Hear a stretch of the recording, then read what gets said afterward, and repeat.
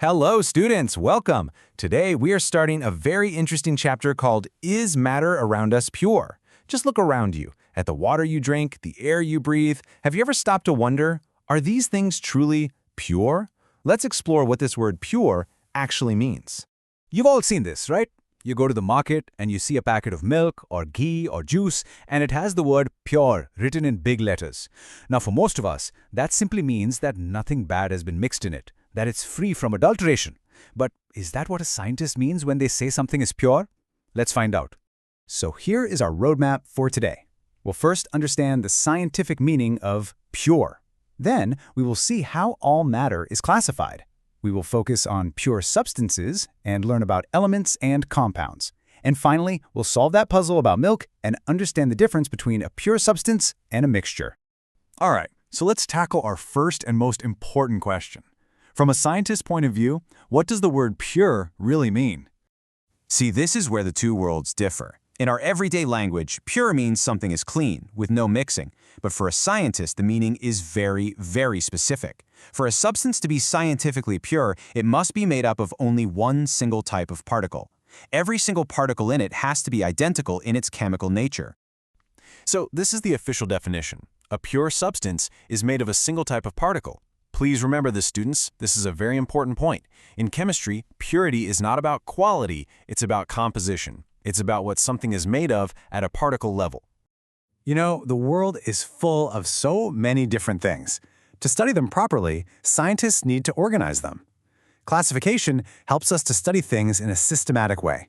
So let's see how scientists classify all matter. At the highest level, the classification is actually quite simple. Scientists say that everything around us, all matter, can be put into one of two big boxes. It's either a pure substance or it's a mixture. That's it. For the next few minutes, let's set aside mixtures and really focus our attention on this first category, pure substances. Think of these as the basic building blocks of our world. Now, even within the box of pure substances, there are two smaller boxes. A pure substance is either an element or it is a compound. So let's understand each of these one by one. First, let's talk about elements. The subtitle here gives you a big clue. It says, they are the simplest form and cannot be broken down. What does that mean? So, an element is the most basic form of matter. It's like the smallest, most fundamental building block. You cannot break it down into anything simpler using any chemical reaction. It is the end of the line. And I'm sure you have heard of many elements already. Things like iron, copper, and gold. These are metals. The oxygen we breathe, or the carbon in a pencil. These are nonmetals. And then there are metalloids like silicon. All of these are elements. Okay, so if elements are the simplest building blocks, what happens when you join these blocks together?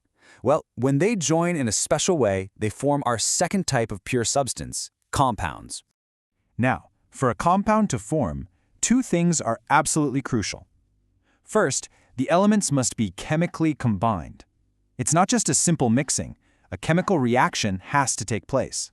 And second, they always combine in a fixed proportion by mass. This ratio never changes. The best example is water. Its formula, as you know, is H2O. Water is a compound made from the elements hydrogen and oxygen. They are chemically bonded together and the ratio is always fixed.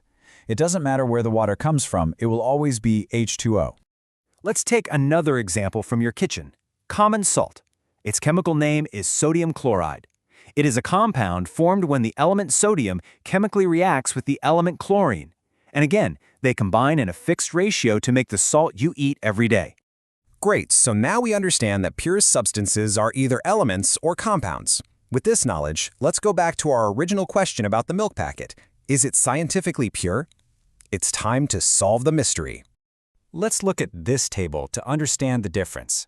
In a mixture, things are just stirred together. No new substance is formed. But in a compound, a chemical reaction happens and something completely new is created. A mixture can have any composition. You can add a little more or a little less. But a compound's composition is always fixed. This is a very important difference. If you're still a bit confused, let's think about a fruit salad. A fruit salad has apples, bananas, grapes. You can see and taste each fruit separately. That is a mixture. Now imagine a bowl that has only grapes. Every piece is a grape. That is like a pure substance. Simple, right? So, the final answer to our question, is milk pure? Scientifically, no, it is not. Milk is actually a mixture of water, fat, proteins, vitamins, and minerals.